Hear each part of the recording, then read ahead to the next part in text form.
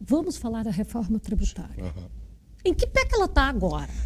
Fabélia, então, a reforma tributária hoje ela foi aprovada pelo Senado.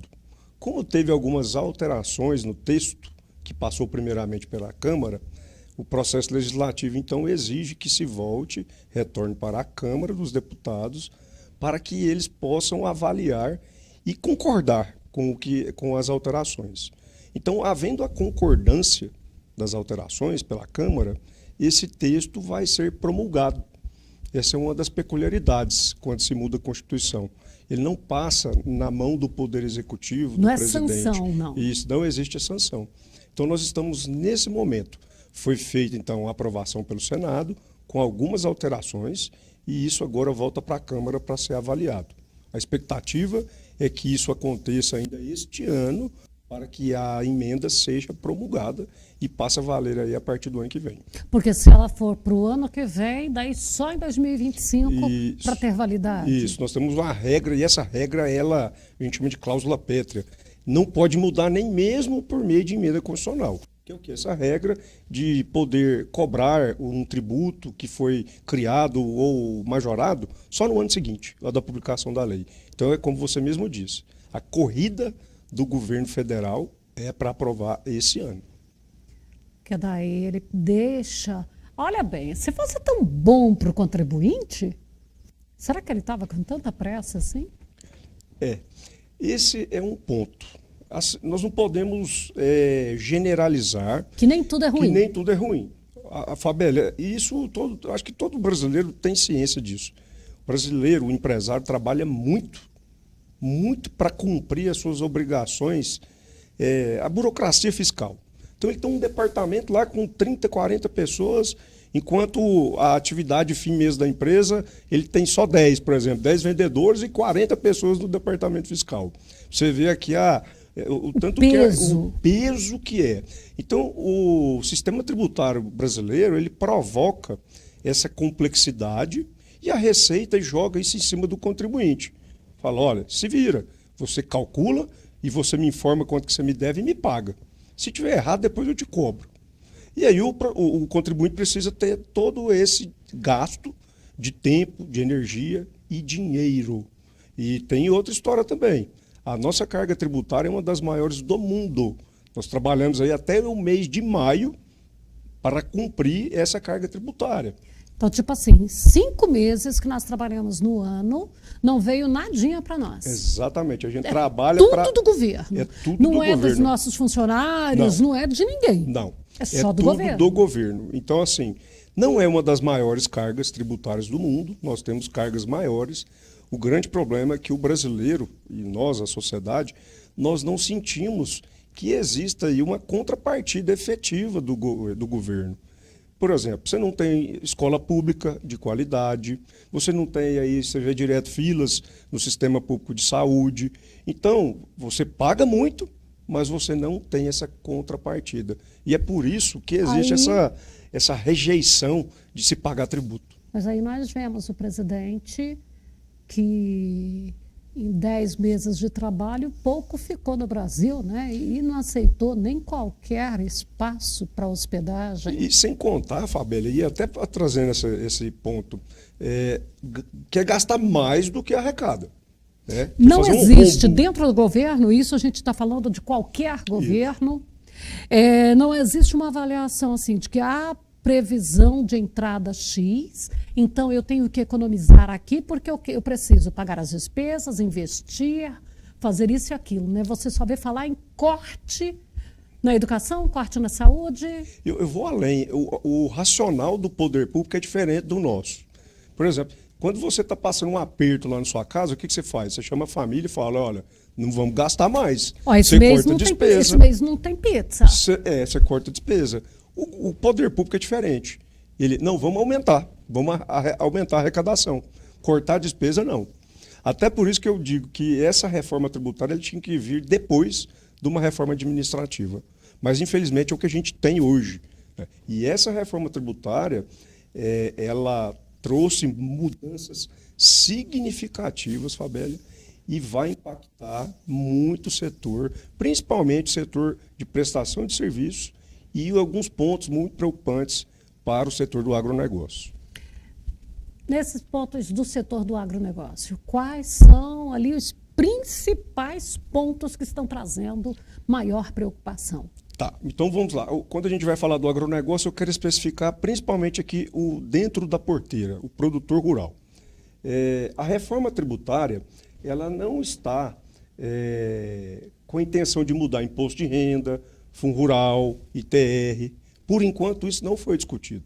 O que a reforma está pretendendo mudar são tributos relacionados ao PIS/COFINS, que é federal, o IPI, ICMS estadual e o ISS municipal. Então, misturou esses 5 tributos aqui e fizeram 2.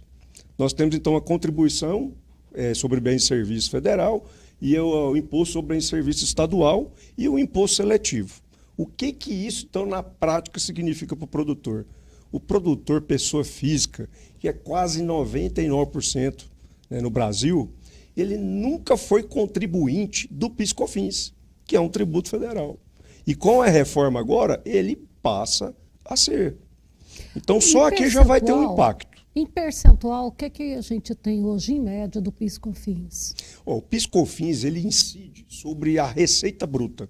É aquele dinheiro que entra no caixa. É doído. Pesado. É pesado. É como se fosse um fundo rural antes da opção pela folha. Entrou o dinheiro, você não pode descontar despesa, gasto nenhum. Então você vai jogar lá 3,65% em cima desse valor. Ali vamos imaginar, né? A lavoura, ela não deu lucro nenhum, problema seu, mas o que ela deu, isso, 3,65. Então aí você já começa a falar, peraí, como que não vai ter aumento aqui? Porque eu não era contribuinte, agora eu vou passar a ser. Além disso, Fabio, o que vai acontecer? O setor, a cadeia produtiva do agronegócio, ela tem alguns benefícios. Mas não é porque é para o produtor. Porque o constituinte, lá quem criou a Constituição, ele enxergou que esse setor, que essa atividade é muito importante para a sociedade, até a soberania, porque traz segurança alimentar. Você, no início aqui do programa, trouxe uma notícia triste, de que vários produtores já estão sofrendo prejuízos aí incalculáveis em razão do clima. Então, gente, como que você não vai fomentar as pessoas que têm aptidão a trabalhar num setor tão arriscado desse? É preciso fazer isso. Porque, ao longo do tempo, se as pessoas forem abandonando a atividade, afinal das contas, todos nós vamos sofrer, porque não vai ter alimento. Quem que vai ter coragem de colocar lá muito dinheiro embaixo da terra e torcer para chover na hora certa e para não chover também? Na hora certa. É uma atividade econômica que sofre todos os riscos das demais atividades, só que ela tem um elemento a mais e que para mim é significativo. É essa questão de essa sujeição aos aspectos, as questões naturais que a gente não consegue controlar. Então, por isso que essa cadeia produtiva ela tem alguns incentivos. O produtor, então, quando ele compra lá um maquinário agrícola, quem está vendendo para ele vende com um abatimento, um ICMS menor. Então, isso já diminui o preço daquele maquinário. Por quê? Porque quanto mais maquinário tiver, mais desenvolvida a atividade, maior a eficiência a produção. Isso é bom para todo mundo. O alimento chega mais barato na ponta da cadeia. E isso vai acabar com a reforma. A reforma está dizendo assim, não pode mais ter benefício fiscal. Então, como o agro recebe muitos benefícios, o inverso disso é o quê? Oneração da cadeia do agronegócio.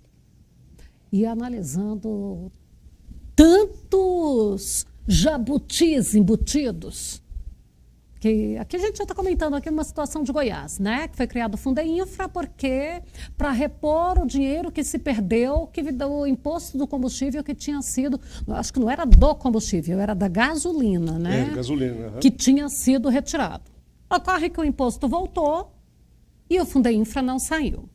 Não, mas não é imposto, é contribuição, mas está na reforma tributária. Então, entenda-se o que quiser, porque eu digo com as palavras que eu quero. Esse é um ponto, Fabíola, que ele causou revolta em muita gente quando foi criada essa contribuição. principalmente naqueles que estudam, que dedicam o seu tempo a estudar a legislação tributária. Desde o início nós entendemos que essa contribuição ela é errada, é inconstitucional, e ainda está sendo discutido isso no Supremo Tribunal Federal, ainda não teve uma decisão final sobre esse tema. Então, aos 46 minutos do segundo tempo, na votação na Câmara dos Deputados, alguns governadores aqui, principalmente da nossa região centro-oeste, convenceram os deputados a inserir, então, no texto da reforma, uma autorização para que os estados pudessem cobrar esse tipo de contribuição até, salvo engano, na Câmara 2038. Ok? Foi para o Senado. O Senado, então, no primeiro momento, chegou-se a cogitar de retirar essa autorização, mas não. No final Aí das os governadores foram exatamente. lá de novo. Então, no final das contas, o Senado perdeu uma grande oportunidade de corrigir uma injustiça. Essa contribuição, então, a autorização para cobrar permanece, só que ela foi reduzida. Ela se limita só aos estados que, como Goiás, já criou, então, essa contribuição. E agora pode cobrar até 2043. Então, veja bem, nós criamos dois tipos de estado agora no Brasil. Os que têm a contribuição, como o Goiás, Mato Grosso do Sul, e que vai onerar o produtor aqui, o que tem domicílio nesses estados, e, de outro lado, os estados que não cobram criam uma situação muito mais benéfica para quem está produzindo fora. Ou seja, cria uma situação de desigualdade quando se trata de competitividade. Exatamente. E é isso, a gente sabe muito bem onde é que vai parar.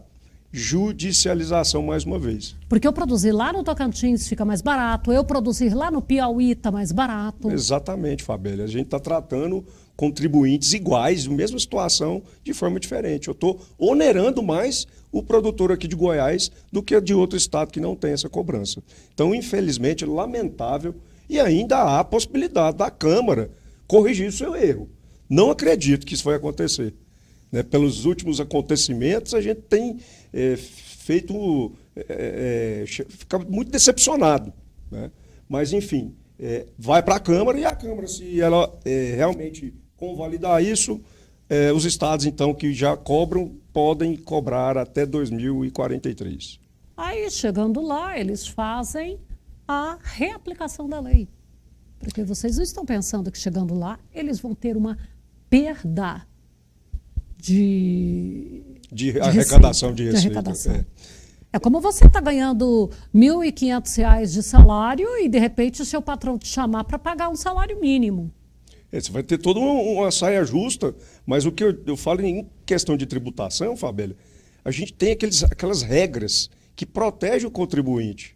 E o que a gente percebe é que essas regras não estão valendo nada, porque, dependendo da situação, chega no Supremo Tribunal Federal, eles fazem uma leitura totalmente diferente do que aquilo antigamente prevalecia, do entendimento, do direcionamento.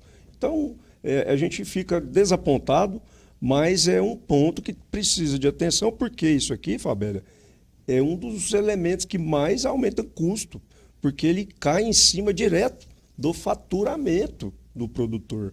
É de valor de nota. Como você bem falou no início da entrevista, não importa a despesa, não importa se está dando lucro ou não. Vendeu lá por 1.000, vai cair em cima de 1.000. Pouco importa se sobrou dinheiro ou não. Então é muito pesado. E a questão aqui já rapidinho, que a gente está caminhando para o fim, porque como você tinha falado logo no início da nossa conversa, que o produtor, pessoa física, ele nunca se preocupou em manter ali dentro um departamento fiscal. Esse é o ponto também, Fabélia. Essa reforma, o sentido dela é simplificar a legislação e a burocracia fiscal para a sociedade. Só que para o produtor rural é o contrário. Por quê? Porque o produtor rural não é contribuinte de PIS/COFINS, tá? E de ICMS ele é contribuinte. Só que ele não tem obrigação nenhuma de prestar declarações, fazer controle, gerenciamentos. Ele simplesmente emite a nota de venda E quem está comprando dele é que vai se preocupar com isso. O pagamento do ICMS do produtor, às vezes tem gente que acha que não está pagando, mas está embutido no preço ali. Né? O comprador da produção rural está descontando aquilo. Agora, com a reforma, o que vai acontecer? Ele vai ter que ter um controle efetivo de tudo que der entrada na fazenda dele, como insumo ou gastos necessários para a produção, porque aquilo vai gerar um crédito para ele usar para pagar o imposto na hora que ele vender a produção dele. Então, ele vai vender lá, por exemplo, a soja, ele vai ter que pagar R$50 de imposto, de IVA. Ele vai ter que pegar, então, para ele não pagar 50, tirar 50 do bolso, os créditos, tudo que ele entrou, que é essencial para ele produzir, vai gerar crédito. Aí, semente, adubo, defensivo, maquinário. E isso é outra dúvida, Fabélia. Porque a maior briga que nós temos hoje na atualidade é saber o que gera crédito. Então, nós estamos na dependência. Falar, olha, essa reforma vai trazer uma não cumulatividade ampla. É o quê? Tudo que entrar no meu estabelecimento, na minha fazenda, eu vou poder usar como crédito para me pagar menos na hora que eu for vender. E aí vem o governo depois, que vai precisar de uma lei complementar, falando, opa, peraí, mas aqui trator não gera crédito. Ou então, trator gera crédito, mas você vai recuperar ele em 48 meses. Então vai vir muita coisa, gente. E aí essa burocracia que o produtor vai ter que ter, ele vai ter que começar a acompanhar. Salvo aqueles, Fabélia, que tem um faturamento de até 3 milhões e 600 no ano. Ou seja, quase ninguém.